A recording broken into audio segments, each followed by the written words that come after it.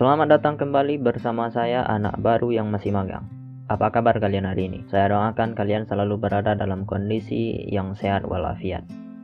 Kali ini saya akan memberikan alur cerita dari film Korea yang berjudul The Villagers. Film ini dibintangi oleh aktor kawakan Korea Ma Dong-suk. Tahun rilis film ini sama dengan film Unstoppable, yaitu tahun 2018, yang juga dibintangi oleh Om Gendut ini. Yang mau lihat alur ceritanya, silahkan cek di video kita yang lain. Film ini disutradarai oleh Lim Jin Sun dengan menampilkan Ma Dong-suk sebagai Yoo Ki-chul, Kim Sae-ron sebagai Kang Yoo-jin, Lee Sang-yup sebagai Kim Ji-sung, Shin Se-hwi sebagai Han Se-yeon, dan masih banyak lainnya. Sebelum lanjut nonton, kita ingatkan dulu bahwa video ini adalah spoiler. Silakan sediakan kopi, teh, es, sirup, limun, marjan, ale-ale, susu. Yang megang soda jangan dikocok nanti muncrat. Jika sudah, mari kita lanjut ke alur cerita film ini.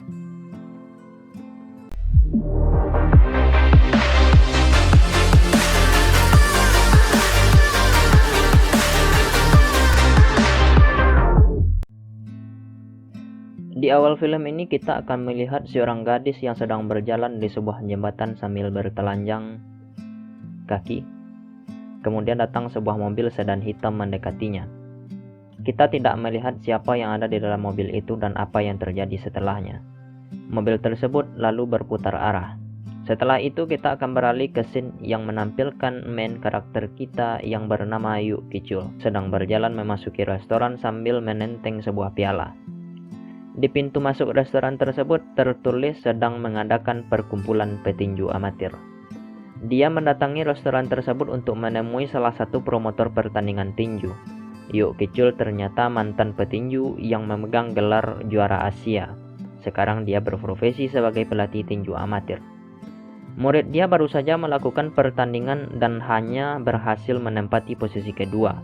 Promotor yang sedang makan malam bersama pelatih tinju dari lawan murid Ki-chul tersebut ternyata telah mencurangi hasil pertandingan. Sehingga murid Ki-chul kalah dan memenangkan murid orang yang sedang makan malam bersama dia itu. Tidak senang dengan tuduhan Ki-chul, pelatih tinju lawan itu menantang Ki-chul. Namun satu pukulan dari Ki-chul langsung membuat dia tersungkur di meja makan restoran itu. Ternyata orang yang dia pukuli itu juga menjabat sebagai wakil ketua asosiasi. Kejadian di restoran malam itu membuat Ki-chul dipecat dan mendapatkan sanksi larangan untuk tidak terlibat dalam kegiatan tinju seumur hidupnya. Beruntung berkat bantuan adiknya, dia mendapatkan pekerjaan untuk menjadi guru olahraga di SMA Suhwa di Provinsi Kochun. Dalam perjalanan ke kota itu, dia mengalami insiden pecah ban. Saat sedang menunggu mobil derek, dia melihat info orang hilang di papan informasi di pinggir jalan. Orang tersebut adalah Han So-yeon. Dialah gadis yang kita lihat di awal film tadi. Setelah mobilnya digerek ke bengkel, saat menunggu ban mobilnya diganti, dia melihat remaja putri yang sedang bertengkar. Ki-chul kemudian mendatangi mereka dan menyuruh mereka untuk pulang. Salah satu dari gadis tersebut adalah Kang Yoo-jin. Dia adalah teman So-yeon yang berusaha untuk menemukan sahabatnya yang hilang itu. Mereka adalah murid SMA Suhwa. Setelah menegur remaja tersebut, Ki-chul dihampiri oleh seorang polisi muda yang terlihat menghormatinya. Dia pernah menjadi murid Ki-chul. Malam pertamanya di kota tersebut, Ki-chul melihat seorang perempuan sedang digiring menuju sebuah mobil. Dia menganggap itu sebagai tingkah aneh masyarakat kota tersebut. Setelah itu kita akan melihat seorang pria dengan setelan jas rapi dikawal oleh beberapa bodyguard sedang menelpon anak buahnya. Dari penampilan luarnya kita sudah menduga bahwa mereka adalah gangster alias penjahat kota tersebut. Sementara itu dalam perjalanan pulang, Yoo-jin terlihat diikuti oleh seorang pria dengan menggunakan pakaian serba hitam dan memakai topi serta masker. Beruntung saat itu Yoo-jin segera menaiki bus dan baru menyadari ada pria yang mengikutinya setelah berada di atas bus tersebut. Keesokan harinya, Ki-chul mulai masuk sekolah untuk menjadi guru olahraga dan juga guru BP. Ki-chul mendapatkan tugas untuk menagih uang kepada siswa yang belum membayar uang SPP.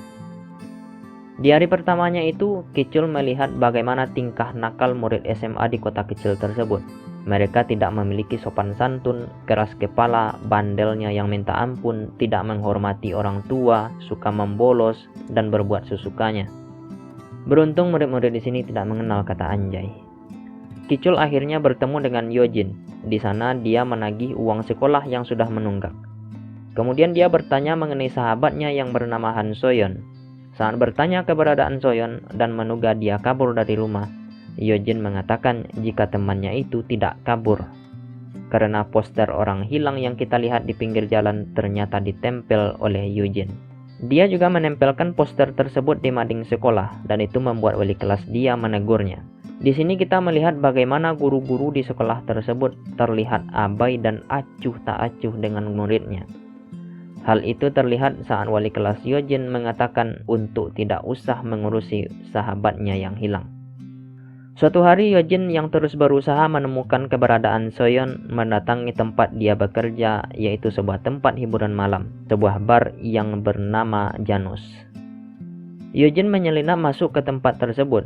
Kemudian Kicul yang kebetulan melihat dia memutuskan untuk mengikuti Yojin. Di dalam bar tersebut, dia menanyakan mengenai Soyeon.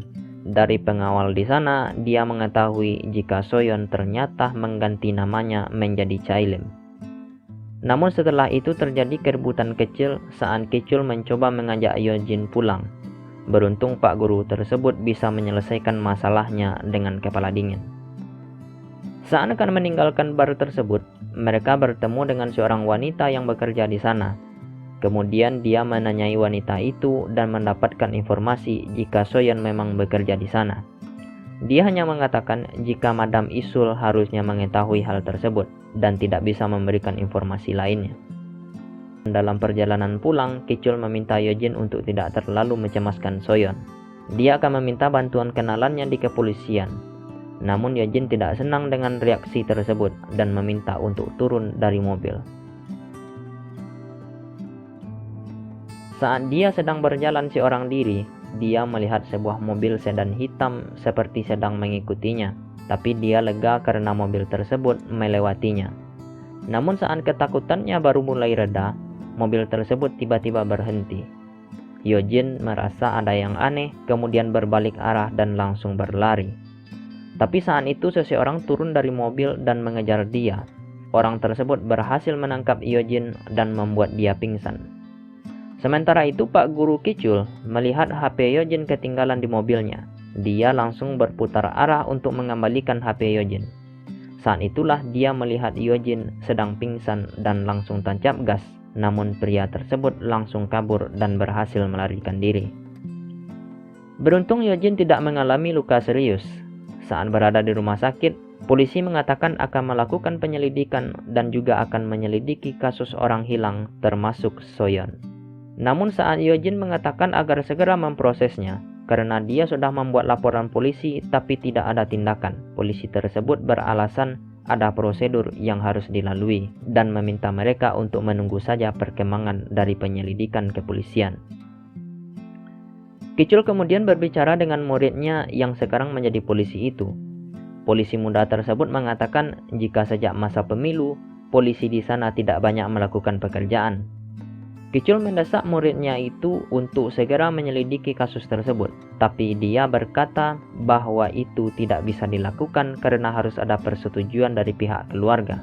Mendengar pengakuan tersebut, Kicul kemudian menemui nenek Soyeon dan meminta persetujuannya. Setelah itu, dia menemui muridnya dan meminta agar segera menindaklanjuti kasus tersebut. Namun muridnya itu seperti tidak serius menanganinya, yang membuat Kicul sedikit emosi dan berkata apa memang seperti ini kinerja kepolisian di kota itu.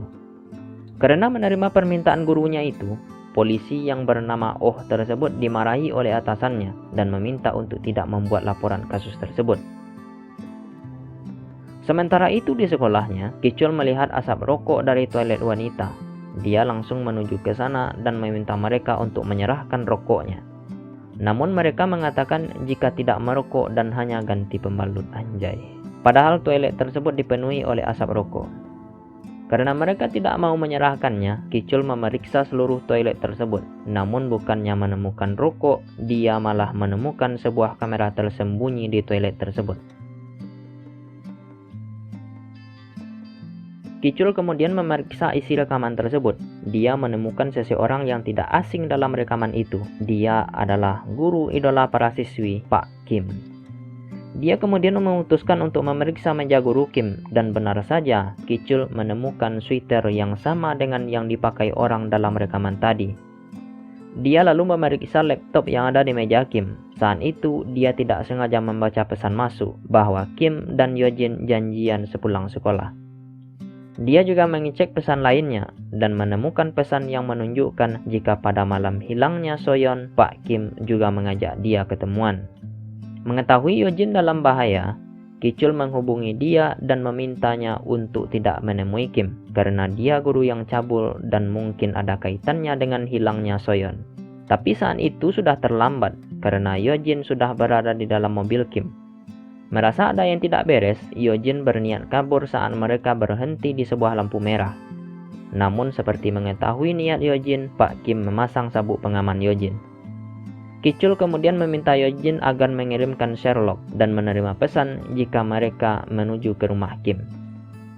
Dalam perjalanan ke rumah Kim tersebut, Yojin meminta Kim untuk mengakui keterlibatannya dengan hilangnya Soyeon.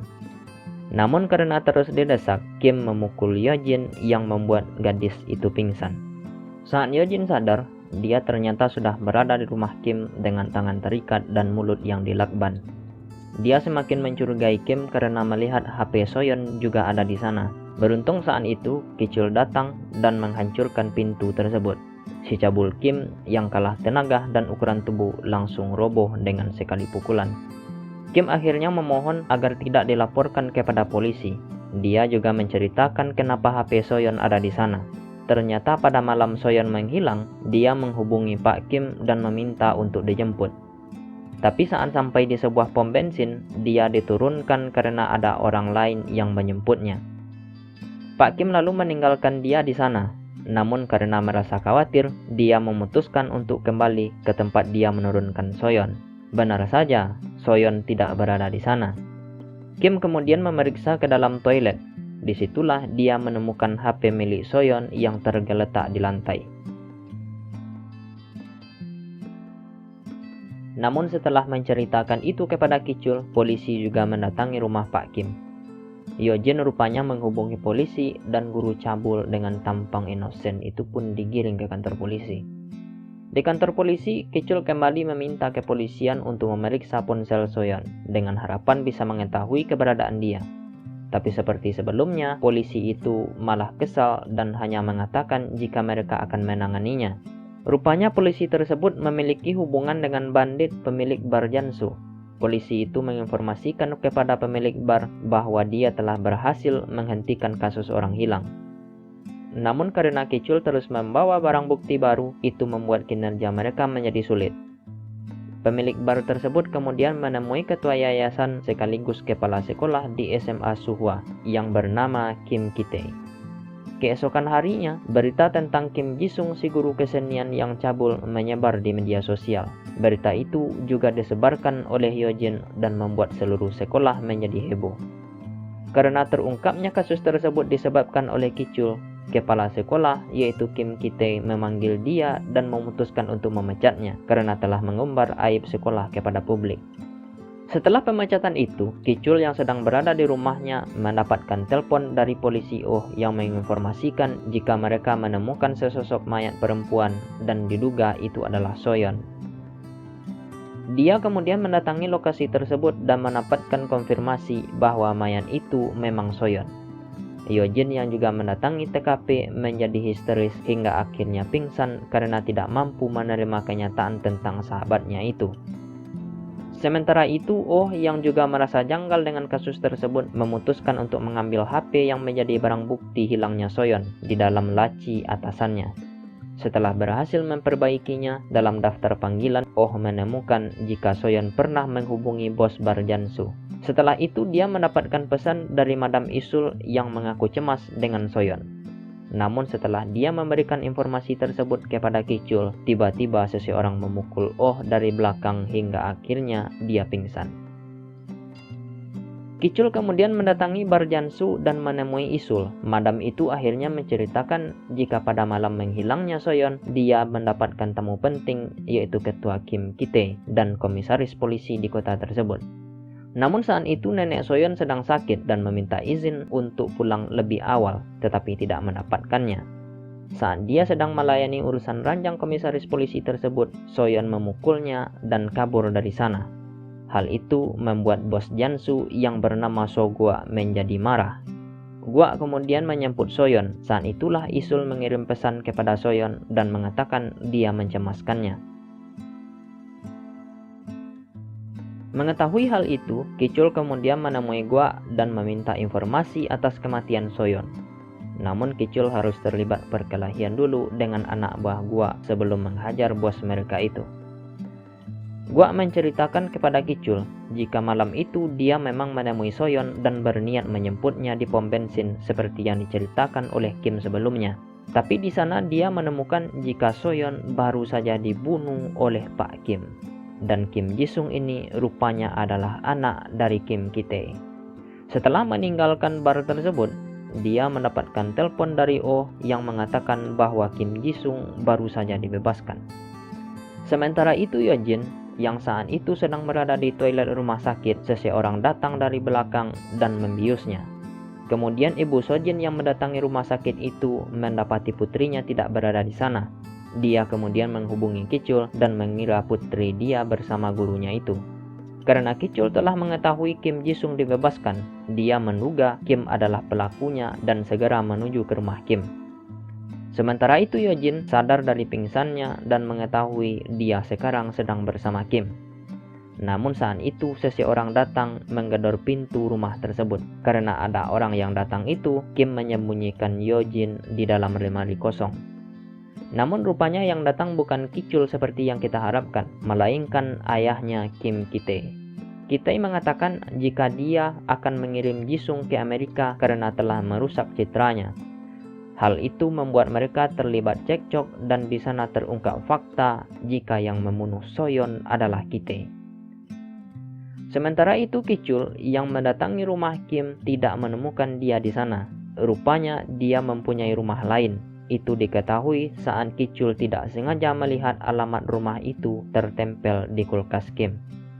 Sementara itu Yojin yang berada di sana mencoba kabur dengan menyemprot mata Kim. Tapi dia tidak berhasil menemukan jalan keluar dan memutuskan untuk bersembunyi di bawah meja. Kim yang mengetahui itu kemudian mengunci pintu dan mulai mendekati Yojin. Karena persembunyian dia diketahui, gadis cantik ini mencoba melarikan diri. Tapi kakinya terluka karena pecahan gelas yang ditebar oleh Kim. Beruntung Kicul kembali datang tepat waktu dan mendobrak pintu tersebut. Tapi saat dia mencoba menolong Yojin yang telah pingsan, Kim datang dari belakang dan menusuk dia dengan pisau. Setelah terlibat perkelahian bedah kelas itu, Kicul berhasil menang dalam laga satu ronde dengan kemenangan KO.